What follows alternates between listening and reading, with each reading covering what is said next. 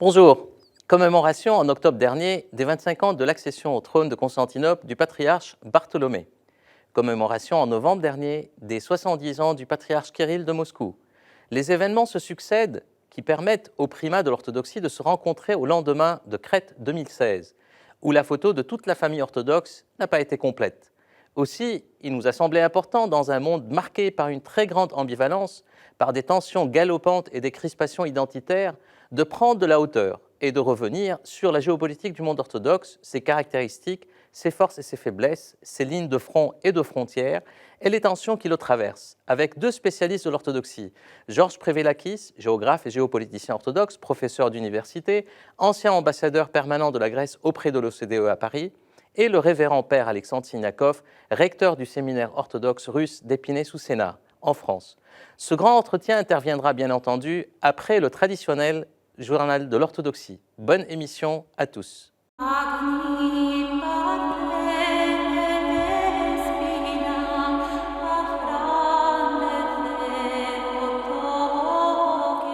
Istanbul, le patriarcat œcuménique et l'ensemble du monde orthodoxe ont souhaité longue vie au patriarche Bartholomée, à l'occasion des 25 ans de son accession au trône de Constantinople en 1991. Une importante biographie vient de lui être consacrée aux éditions Serre, par un de ses proches conseillers, le père diacre John Chrysavgis. Cet ouvrage est non seulement richement biographique sur le primat d'honneur de l'orthodoxie, mais aussi renseigne beaucoup sur le contexte de l'évolution du monde orthodoxe depuis 1991 et donc mérite bien le détour.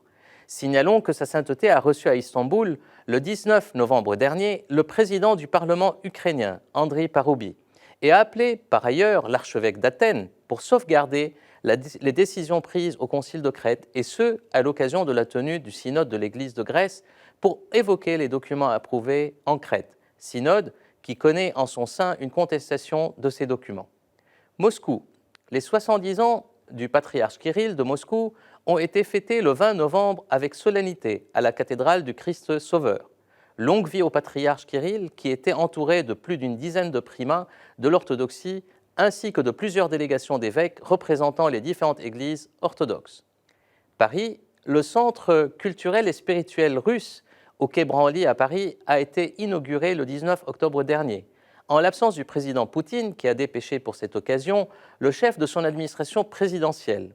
Le centre est déjà opérationnel, puisqu'il accueille à partir du 26 novembre jusqu'au 14 décembre une exposition d'icônes de deux grands maîtres de l'iconologie russe en Occident, Grégoire Krug et Léonid Ouspensky.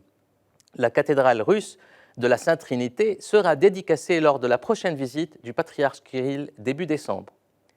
Paris encore, dédicace le 6 novembre dernier par le métropolite Joseph, en présence de nombreux hiérarques de l'Église orthodoxe roumaine, de la chapelle attenante à la cathédrale métropolitaine roumaine à Jean de Beauvais, dans le 5e à Paris, qui sera protégée désormais par les deux saints, Saint Jean l'Évangéliste et Saint Jean de Shanghai. Alexandrie, une position avancée du patriarcat orthodoxe d'Alexandrie, qui, lors de son Saint-Synode du 16 novembre dernier, a déclaré vouloir rétablir le diaconat féminin.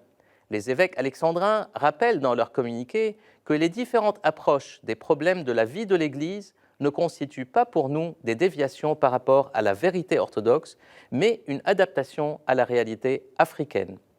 À signaler dans les publications la sortie d'un numéro spécial de la revue orthodoxe Contact, consacré au Concile de Crète et aux éditions des Sirtes, publication d'un important ouvrage, L'icône comme communion, du célèbre iconographe grec Georges Cordis, un des meilleurs iconographes orthodoxes contemporains.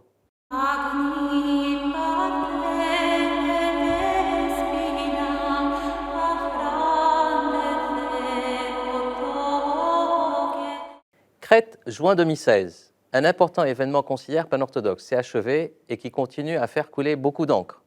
10 primats d'églises orthodoxes autocéphales y ont pris part, avec leur délégation, pour qui ce fut le Saint et Grand Concile, attendu depuis plus de 50 ans. Pour les 4 autres primats, les patriarches Kirill de Moscou, Jean d'Antioche, Élie de Géorgie et Néophyte de Bulgarie, qui se sont abstenus et sont absentés en Crète avec leur Église, ça reste une grande et importante rencontre préparatoire à un concile à venir. Février 2016 à Havane, la rencontre tant attendue de deux grands primats de la chrétienté, et a eu lieu à Cuba, Kirill de Moscou et François de Rome signent une importante déclaration conjointe abordant les problématiques qui traversent le monde contemporain. Avril 2016, Lesbos. Rencontre tripartite entre François de Rome, Bartholomée de Constantinople et Jérôme d'Athènes, en pleine crise migratoire européenne et moyen-orientale.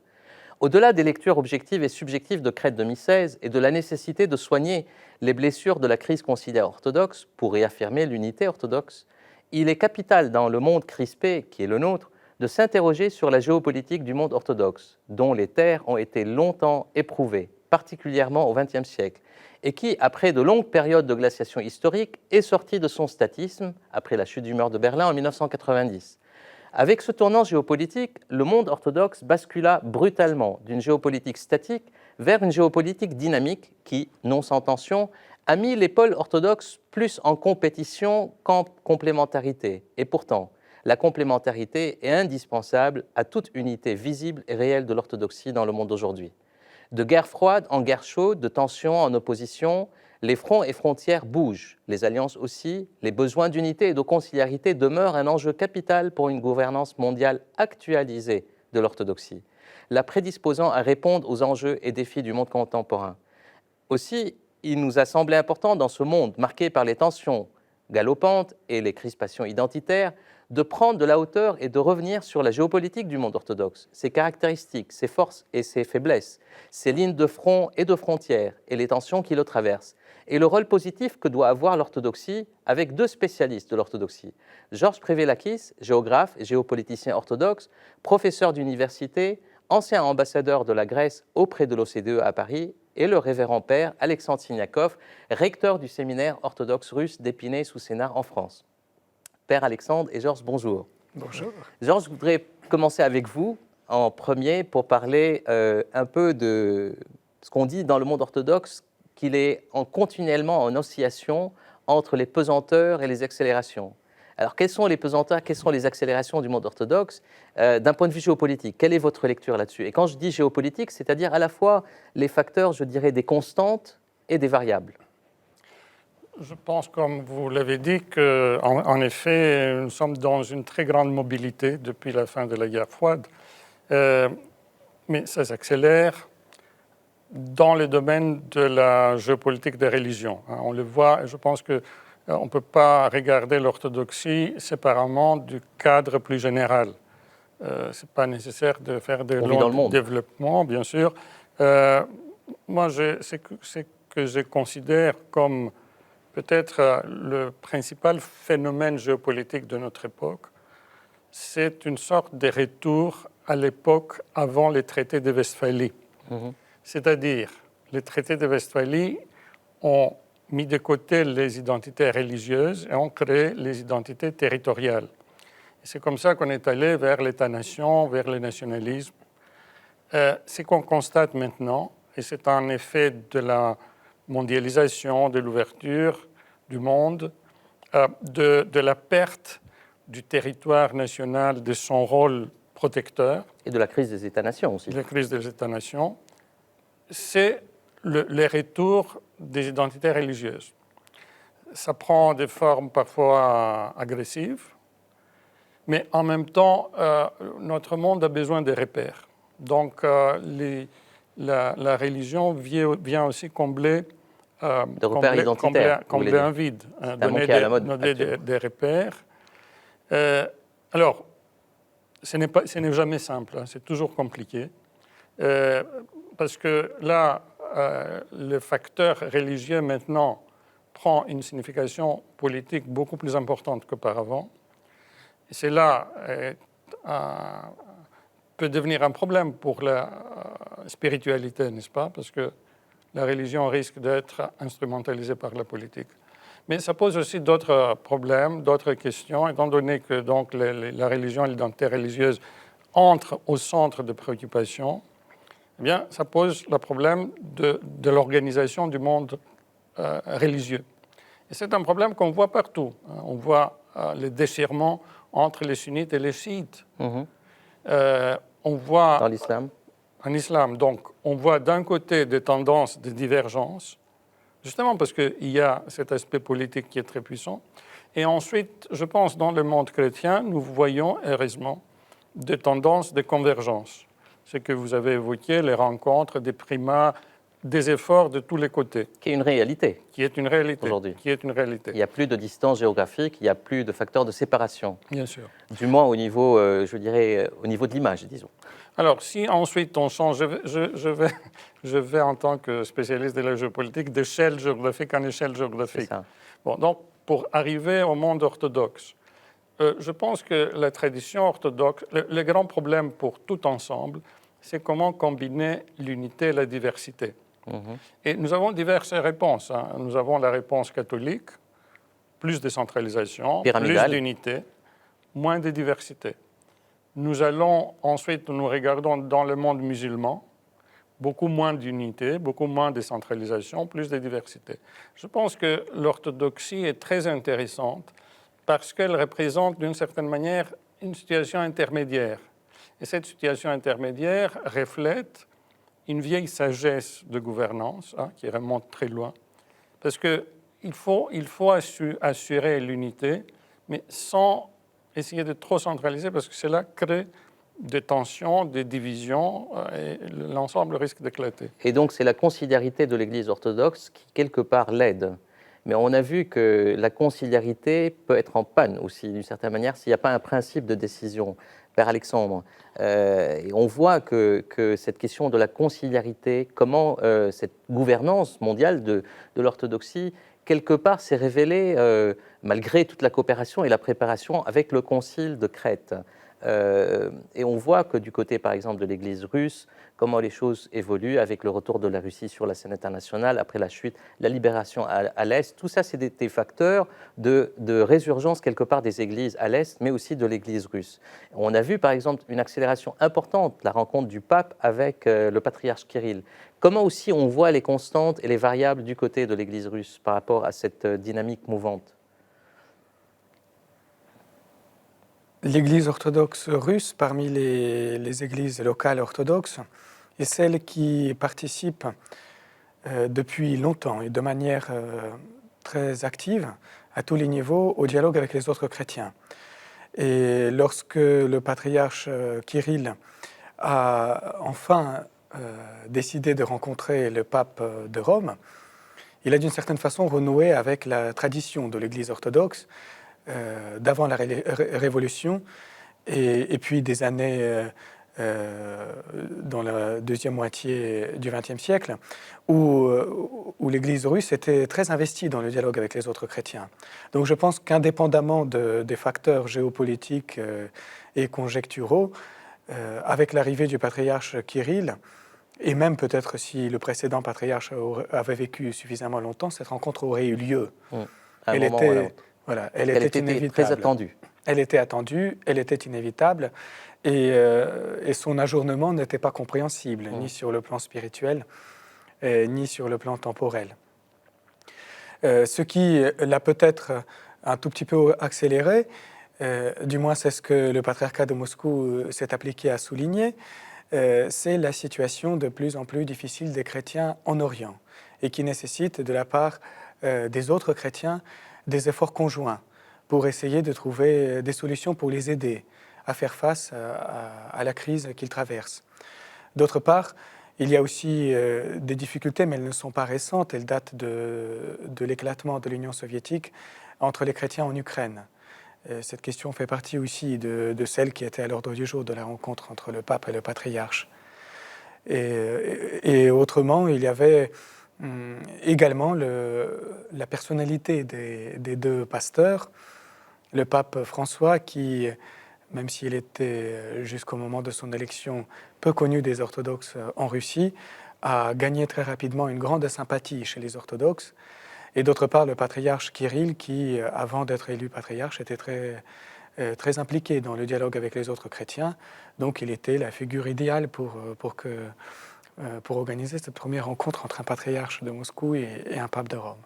Et ça change cela dans ce que disait Georges un peu sur le retour, je dirais, de la géopolitique, un peu des religions, le facteur identitaire. Comment est-ce que l'idée, c'est de faire un front des religions quelque part ou de régler la crise peut-être de l'État-nation et la recomposition mondiale? Parce qu'on a vécu quelque part, on vit actuellement le contre-coup d'un ultralibéralisme et d'une mondialisation qui a, comme vous l'avez dit, Georges, un peu gommé les identités d'une certaine manière.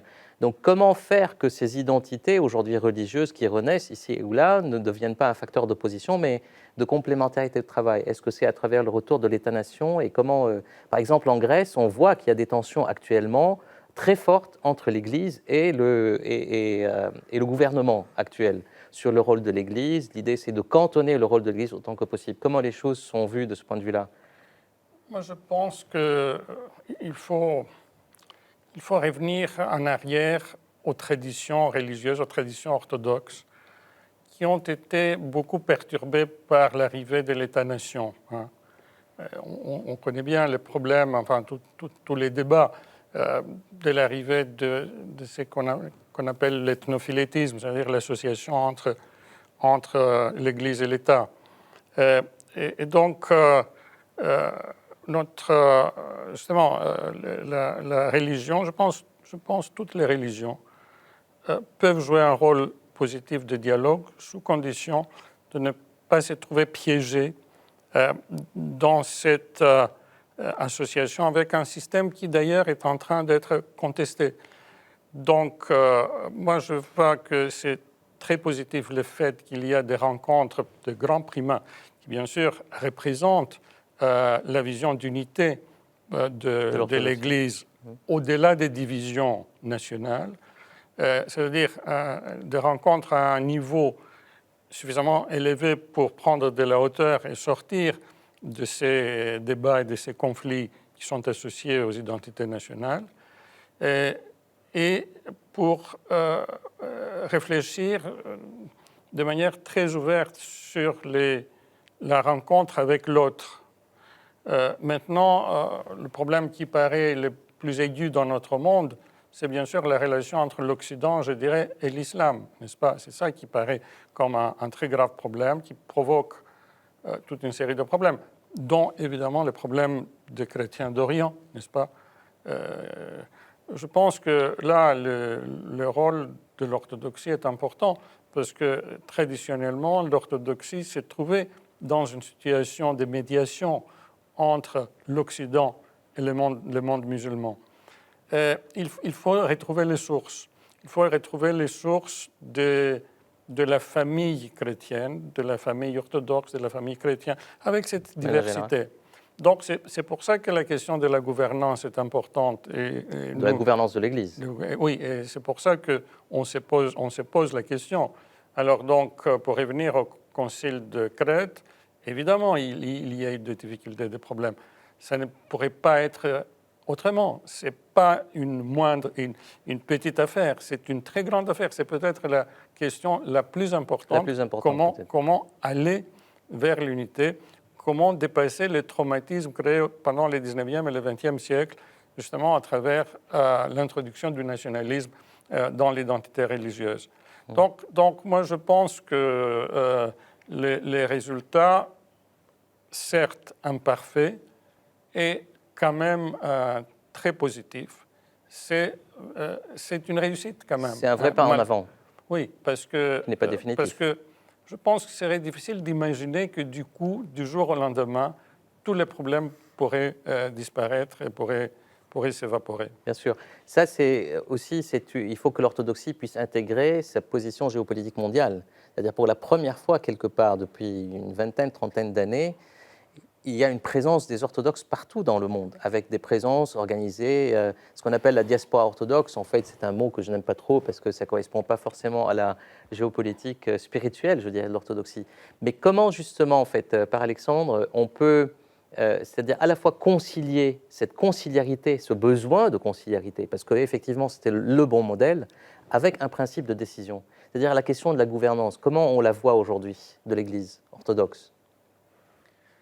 Je suis tout à fait d'accord avec vous que nous avons besoin de repenser entièrement notre fonctionnement de la communion entre les églises locales.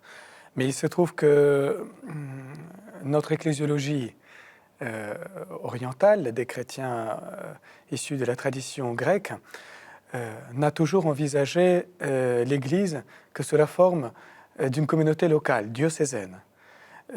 Puis ces communautés diocésaines, ces églises diocésaines, ont été regroupées en métropoles, dont certaines ont acquis une importance particulière, sont devenues des patriarcats. Mais le sujet, si j'ose dire, l'objet de l'ecclésiologie orthodoxe, ce n'est pas l'Église universelle, c'est l'Église locale. Bien sûr. Donc l'ecclésiologie orthodoxe, d'une certaine façon, est démunie face à l'universalité. Et c'est ce qui explique l'absence de gouvernance universelle chez les chrétiens orthodoxes. Mais je pense qu'il est nécessaire à la fois de rester fidèle à cette ecclésiologie locale, c'est le fondement, eucharistique, oui, parce qu'on ne peut pas la renier. Elle définit d'une certaine façon le corps du Christ qui se réunit pour célébrer la divine Eucharistie, mais en même temps s'adapter aussi au contexte actuel qui nécessite de penser la manière de vivre la conciliarité, la communion au niveau des diocèses, des métropoles et des patriarcats. Et ce travail reste à faire. Ça, c'est peut-être le plus grand challenge, je dirais, de l'orthodoxie, c'est cet aggiornamento quelque part de l'ecclésiologie, de la gouvernance, par rapport à un contexte de mondialisation de la présence orthodoxe, de rester fidèle à la tradition aussi de cette ecclésiologie d'Église locale. Exactement. Et ça, pour moi, c'est le vrai enjeu, parce qu'on ne peut pas passer à l'unité, je dirais, de la foi, elle existe, l'unité de la tradition liturgique existe. Ce qui manque aujourd'hui, c'est l'unité de l'expression de l'orthodoxie dans le monde aujourd'hui. Parfaitement. Et là, on touche le vrai point. Et comment on peut, est-ce qu'il y a des idées? Parce que le défi de l'unité, comme vous avez dit, Georges, en fait, Crète a été peut-être révélateur d'une fracture, mais aussi un pas très important, un pas avancé. Il ne faut pas le prendre ni dans un sens ni dans l'autre, je dirais, comme un élément figé. Mais comment aujourd'hui, concrètement, faire des propositions? Est-ce que, par exemple, la synaxe, la rencontre des primats, l'institutionnalisation d'une synaxe d'une manière régulière peut être une proposition concrète pour que les primats se rencontrent d'une manière régulière avec un organisme de secrétariat? Est-ce que des idées de cette nature-là peuvent aider à aller vers cette gouvernance? Georges, Bon, moi, je ne suis pas compétent pour ces questions et je ne me permettrai pas, si vous voulez, d'entrer dans un tel débat. Tout simplement, ce que moi je voudrais dire, c'est qu'il ne faut pas être trop inquiet parce que les systèmes de gouvernance peuvent aller vers l'efficacité ou peuvent aller vers la résilience. Oui. Et il y a un juste milieu entre les deux. On peut avoir des systèmes très centralisés, très puissants, etc., qui, sur le court terme, fonctionnent bien, donnent des résultats clairs, propres, mais ils ne sont pas résilients. Notre monde orthodoxe est très résilient. Il a été historiquement, toujours dans la confusion. Toujours dans la confusion. C'est-à-dire, si on regarde chaque moment de l'histoire, on va rencontrer des débats comme le nôtre. Mitterrand disait on sort de l'ambiguïté à ses propres dépens. Vous voulez dire qu'il y a de la résilience quand il y a quelque part dans la... C'est ce que nous constatons aujourd'hui, c'est-à-dire qu'il y a des difficultés, il y a des désaccords, etc. On les trouvera à toutes les périodes. Et à toutes les périodes, il y avait de l'inquiétude. Et à toutes les périodes, finalement, les problèmes ont été dépassés. Parce que je pense qu'il y a dans notre patrimoine une sorte de sagesse. Une sagesse qu'on ne peut pas exprimer selon l'approche occidentale, c'est-à-dire rationnelle. Et cartésienne. On peut pas le formuler. Alexandre, qu'est-ce que vous en pensez?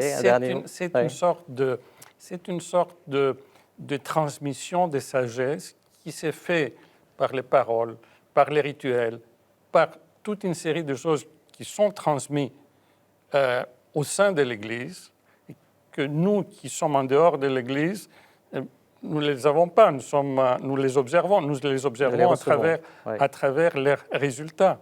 Nous ne pouvons pas si vous voulez, les décortiquer. Oui. Mais je pense qu'il y a donc des ressorts extrêmement puissants qui permettent un grand optimisme.